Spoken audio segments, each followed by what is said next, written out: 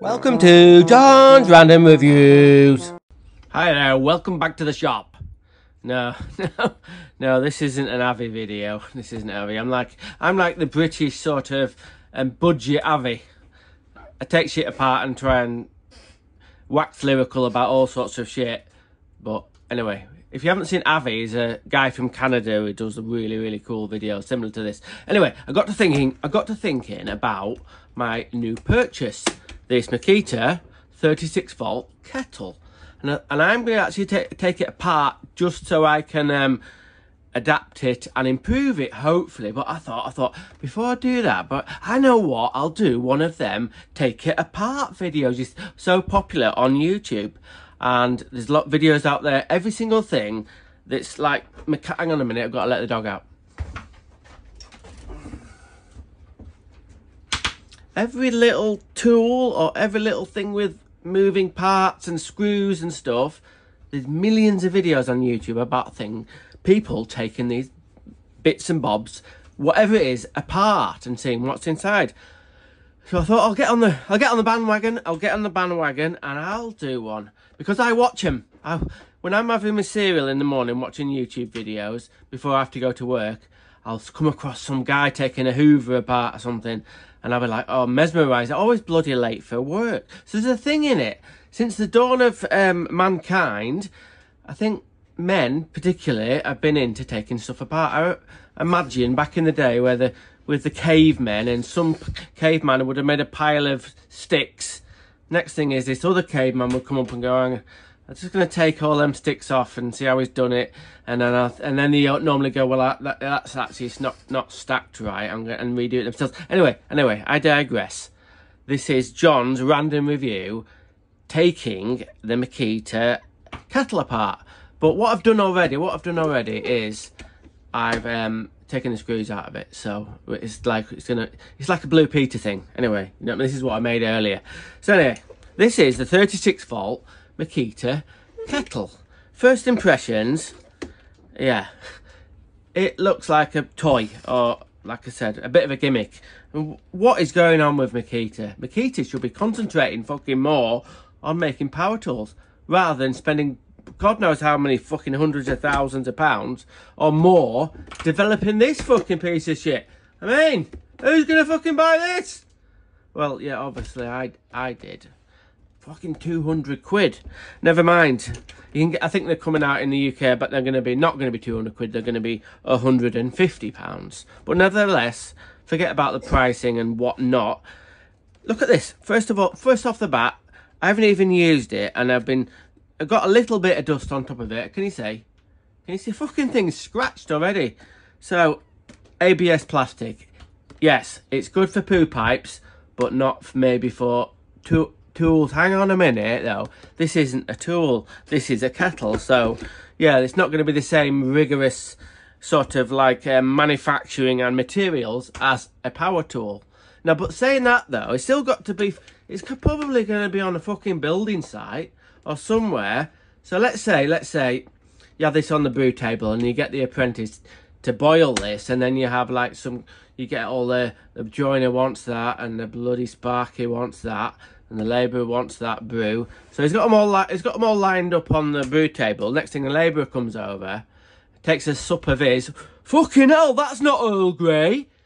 And as it kicks off, he fucking turns the table over in rage about not getting his favourite Earl Grey tea. Next thing is, this is tipped onto a concrete floor from like table height. I reckon it'd do the fucking right mess. I don't exactly know what would break on it. Probably the handle would come off it. So come on. People know, well, Makita should know that tradies are going to buy these because the ones who, obviously the best ones who have used Makita batteries, they're going to have their Makita batteries for all the power tools. So they're the people who are going to buy it, and they're the people who could potentially drop it off the table and break. Anyway, I'm not going to do that, so let's get into it. Let's get the kettle off, and we'll get this fucker apart. So this is just held on by a load of screws, which I've already taken off. But the first thing that comes off is this black. It's kind of like an over molding sort of thing, but it's same thing. ABS plastic. actually, because when it's like thicker ABS, it tends to more likely to snap, but because it's so thin, it's quite flexible actually. Anyway, so next thing that we need to do is take off this middle bit. Now, I've taken all the screws out, and what you do is, if I can do it, you pop it up. Oh my god, hang on. There, so that bit comes off, and this is the back of where the terminals go into the battery connector, and this is like getting technical, a load of wires for the battery level indicator. Right, so we've got that bit off, and you can see in the bottom there, this is the only bit of decent plastic. I suppose it has to be. It must be heat proof, this plastic, that goes, the two terminals that go onto the kettle. And these little brass bits, well, I'll show you in a minute, but they, I guess, sense the temperature. So anyway, let's get the bottom off. He says, I've had this fucker off fucking once. Anyway, there we go. Sorry, that was easy. So this is the business end. This is all the technical bit. Now, in a Navi video, right, what he'd do is kind of tell you what all them bits are on the circuit board. I don't fucking know. So what we'll do is we'll fucking make it up. It looks like it's got some MOSFETs and some resistors, but also it's got a transistor. That's the transistor in the and that looks like it's sending a... Anyway, enough of that crap. Enough of that crap. Obviously, we've got the circuit board, and we've got the leads coming from the battery connectors, and then it's actually quite... I think I'd say it was pretty... The wiring gauge was really good. It looks massive, the cables on the back of here.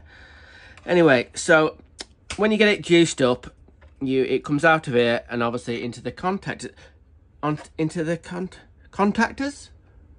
Connectors? I don't know. Anyway, so one thing of note, I didn't think this connecting was very good. It looked a bit like shitty, not finished off. But what it is, it's been spot welded, and the spot weld's grabbed onto the steel sleeve, and it's actually, I don't know if you can see that, it's melted.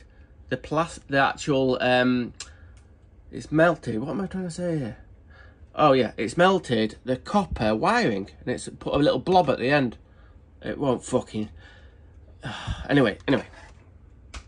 So this is the bottom bit, and these are the two sensors on about. They must sort of sense the temperature, and when it gets to boiling point, turn the fucker off. And then this is the back of the on-off switch. So what else have we got to say about this? All right, we'll put that to one side. Right, we're going to look at this, aren't we? So I've had the bottom off. This is the kettle. Oh shit. Anyway, now don't worry about that. Some screws have fallen out. Hang on, bear with me. There. Right. So this is where the contactors go on to the power to the element. We'll try and take this black bit out so we can see. With me.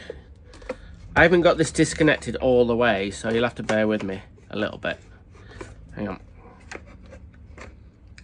If you see in there we go. This is the element, and that I think it's actually somehow put inside an aluminium, some kind of aluminium bar that looks like aluminium or magnesium or something, and then that heats up at the bottom of this stainless steel insides.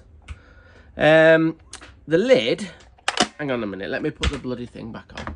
The lid, which as you can see I've already scratched, I'm not going to take that apart, there's fucking nothing to see there. Of note, it seems a bit like they're going to get a bit shit in dust in there, and they're going to get a bit shit, like start binding up a bit, but we'll have to see about that. So let's get it open. So the lid, as you can see, it's got these tabs that push in, and this is the bit, I'm not going to take it to, but that underneath there is just some kind of like just a hole with a little channel that goes up towards that bit there, that lets the steam out so it doesn't over pressurize. And this bit here is a little clicker that lets you have the water so you can get into your brew cup. So I'm not going to take that apart. So I've had that apart. I'm not going to put it back together again. So I've had that apart. We've had this bit apart, and there we go. My take it apart video, and actually I'm going to leave it apart because I've got some modifications to do. What I'm going to do is going to insulate in there. I'm going to take off a little switch at the bottom. Oh fuck, I've forgotten something. So this bit here, if the actual coffee machine base is on an uneven surface, that clicks on. It's got on the bottom, it's got a little rubber, little button like that. So if that rubber button comes up and it's on an uneven surface and that's not contacted with the ground, it puts this little micro switch down. So it's a safety thing. I'm going to do away with that, but that's what that is. That's another bit of the nearly forgot. Anyway, so there we go. That's my what do they call it? What do they call it? This is my dismantling or breakdown. Oh, hang on, they call it a breakdown.